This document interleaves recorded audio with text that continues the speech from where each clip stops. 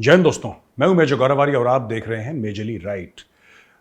अच्छा दोस्तों, एक किसी भी देश का ना एक स्ट्रैटेजिक थॉट प्रोसेस होता है।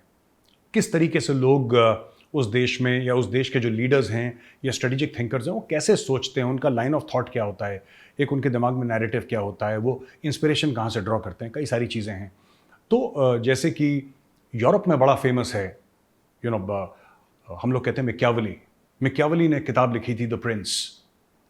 प्रिंस बड़ी एक फेमस किताब है, छोटी किताब है, ज़्यादा बड़ी नहीं है, और मैंने कई बार प्रिंस पढ़ी भी है। मुझे नहीं पता क्यों फेमस है, लेकिन यूरोप में उसका बड़ा चर्चा है कि साहब बड़ी स्ट्रेटेजिक थॉट है उसके ऊपर। और यूरोप के बड़े बड़े और थिंकर्स भी हैं जिन्होंने स्ट्रेटेजिक थॉट के ऊपर, आप रोमेल की बात करें, आप गुडेरियन की बात करें, ये सब लोग हैं जो कि they hold a place of pride in European thinking, western thinking. अच्छा, उसके अलावा आप ये देख लीजिए कि अलेक्जेंडर द ग्रेट, सिकंदर महान की जो पूरी जो पूरी यात्रा थी उनकी, जो उन्होंने कॉन्कर करा था और फिर पोरस तक पहुंचे, भारत तक पहुंचे, इसके ऊपर भी काफ़ी स्टडी है। इसके अलावा अगर हम देखें तो रोमन एम्पायर के ऊपर बड़ी सारी स्टडी है, उनकी क्या स्ट्रैटेजी हुआ करती थी। गैलिक वॉर्स हैं, जूलियस सीजर ने लिखी है। सिमिलरली अगर आप देखें जापान में बुक ऑफ 5 रिंग्स बड़ी फेमस है, या फिर आप चाइना में देखें सुन त्जू की आर्ट ऑफ वॉर बड़ी फेमस है। ये सब किताबें हैं मेरे पास, मैं पढ़ता हूँ उनको, मुझे शौक है। लेकिन एक चीज़ है जो हमने देखी है भारत में, वो हर समय एक कमी थी कि हमारा जो ओरिजिनल स्ट्रेटेजिक थॉट है, जो हमारे लोग थे जिन्होंने हज़ारों साल पहले किताबें लिखी थी, हम विदेशियों की किताब तो बड़े शौक से पढ़ते हैं, और क्यों नहीं पढ़नी चाहिए। ज्ञान कहीं से भी मिले, हमें ज्ञान लेना चाहिए। वो अंग्रेज़ की तरफ से हो, चीन की तरफ से हो, जापान की तरफ से हो, कहीं की तरफ से भी हो, हमें वो ज्ञान लेना चाहिए। लेकिन इसका मतलब ये नहीं कि अपने ज्ञान को हम बोलें कि नहीं साहब ये ठीक नहीं है, हमें विदेशी ही ज्ञान चाहिए, ऐसा नहीं है।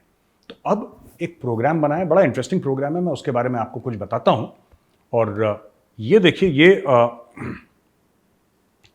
ये इंडियन आर्मी का एक प्रोजेक्ट है जिसका नाम है उद्भव, यानी कि एमर्ज करना, उद्भव, एमर्जेंस।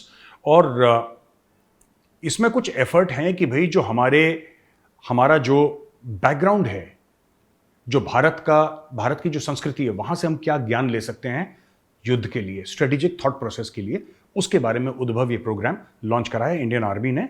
और ये लिखा है कि the goal is to understand the profound depths of indigenous military systems, their evolution, strategies that have been passed down through the edges.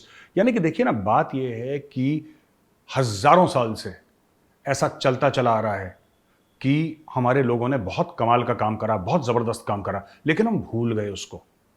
अब चोल साम्राज्य को देख लीजिए, कहां कहां साउथ एशिया में चोल साम्राज्य पहुंचा हुआ है। यहां पे नीचे अगर श्रीलंका देखें, क्योंकि वो तमिलनाडु से उनका वास्ता था चोल साम्राज्य का ज्यादातर।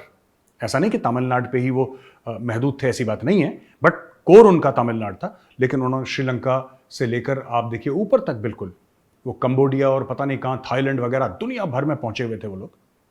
यानी कि चाइना तक भी पहुंचा था चोल साम्राज्य। लेकिन उनके बारे में हम पढ़ाते नहीं हैं, हम कभी बात ही नहीं करते उनके बारे में, है ना, क्योंकि हमें पता ही नहीं है, शायद हमें बताया नहीं गया।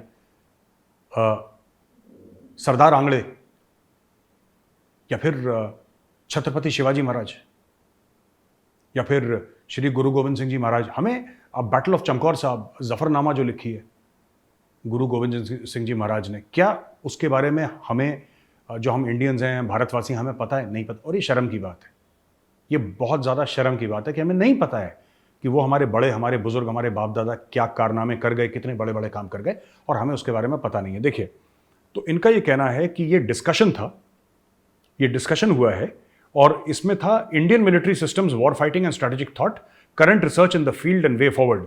इसको यूनाइटेड सर्विस इंस्टीट्यूट ने, जो कि एक थिंक टैंक है,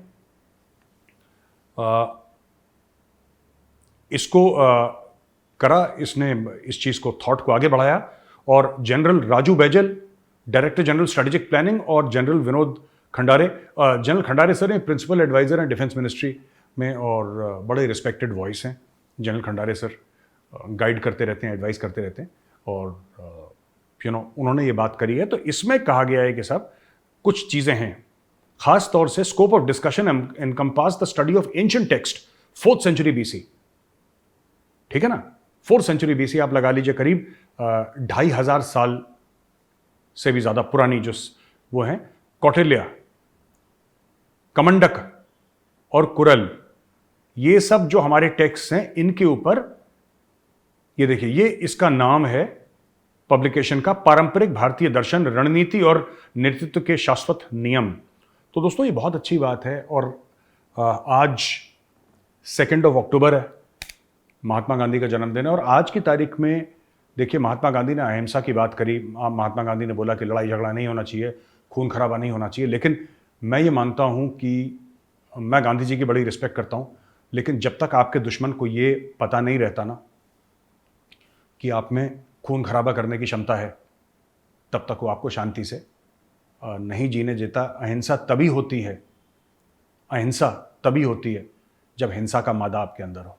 जब दुश्मन को पता हो कि मैं हिंसा कर सकता हूं तो मुझे अकेला छोड़ देगा, फिर मुझे कुछ कहेगा नहीं। अगर उसको ये पता है कि मैं, देखिए ना, पीसफुल होना और हार्मलेस होना, ये दो बहुत अलग अलग चीज़ें हैं। India is a peaceful country, India is not a harmless country. और किसी को गलतफहमी ना हो कि भारत हार्मलेस है।